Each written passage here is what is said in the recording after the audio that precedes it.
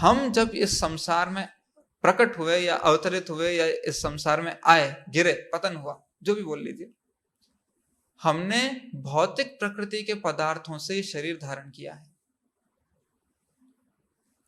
पृथ्वी, जल, अग्नि, वायु, आकाश, ये सारी चीजें हमने संसार से ली हैं, मन, बुद्धि, अहंकार, और ये शरीर धारण किया है। आत्मा शरीर का धारक है, इसने शरीर धारण किया है अपने ऊपर। आत्मा ने, जैसे हम शरीर के ऊपर वस्त्र धारण करते हैं, वस्त्र पहनते हैं, आत्मा ने शरीर को पहना। ये शरीर कहां से आया है? ये भौतिक प्रकृति से आया है। ये शरीर जो है, ये भगवान की जो अपरा शक्ति है, 8 भिन्ना प्रकृति रश्यदा, इनसे आया है। जब भगवान अवतरित होते हैं अपने धाम से यहाँ लीला करने के लिए, वो इन सब सामग्रियों से शरीर नहीं बनाते, वो अपनी अंतरंगा शक्ति लेकर आते हैं और इससे शरीर बनाते हैं। इसलिए भगवान का शरीर जो है वो दिव्य कहलाता है। भगवान के कार्य दिव्य कहलाते हैं, क्योंकि वो कर्म के बंधन से नहीं होते। हम जब जन्म ले रहे हैं, जैसे स्कूल में कभी कभी ऐसे बच्चे बातें करते हैं, एक नॉर्मल रेगुलर स्कूल होगा ना, तो बच्चे बातें करते हैं। मैंने अपने पिताजी से बोला था मेरे को ये लेके दो, पिताजी ने बोला नहीं, हमको इतना पैसा ऐसे खर्च नहीं करना है। तो फिर वो बच्चे आपस में बात करते हैं, काश मैं टाटा बिरला का बच्चा होता, ऐसे बोलते ना बच्चे। मैंने एक नॉर्मल स्टैंडर्ड आइडियल स्कूल में, बहुत हाई स्कूल में, नॉर्मल स्कूल में से बच्चे बात करते हैं, वो कितने लकी होंगे ना टाटा बिरला के बच्चे। वो बोलते होंगे मुझे एक ऐसा स्मार्ट वॉच लेकर दो, तो तुरंत पापा लेके देते होंगे। बोलते होंगे मुझे वेकेशन में स्विट्जरलैंड जाना है, तुरंत पापा ले जाते होंगे।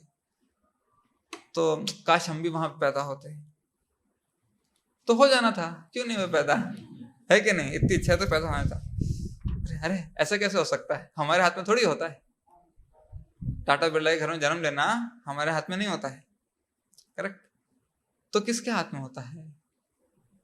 हाँ, इसका आंसर नहीं है, लेकिन इतना पता है हमारे हाथ में नहीं होता है, राइट? भगवान के हाथ में, हमारे कर्मों के आधार पर। सो फाइनली हमारे कर्मों के आधार पर, जैसे हमारे कर्म है वैसे मम्मी पापा मिलेंगे।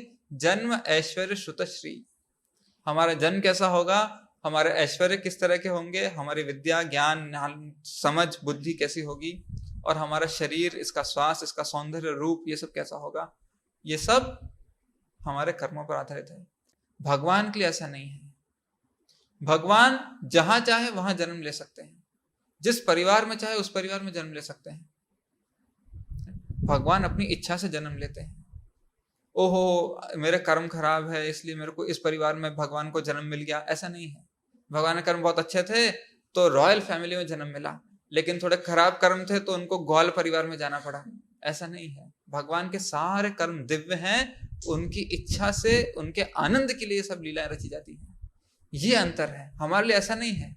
अगर हमारे कर्म अच्छे होंगे तो लॉटरी लगेगी करोड़ रुपए की, कर्म बुरे होंगे तो आप इन्वेस्ट कीजिए फाइनेंस कंपनी में, वो कंपनी लूट के ले जाएगी, ओह मेरे जीवन की सारी पूंजी। करेक्ट? तो ये सब कर्म पे है, भगवान के लिए कर्म नहीं है, भगवान के लिए सब लीला है।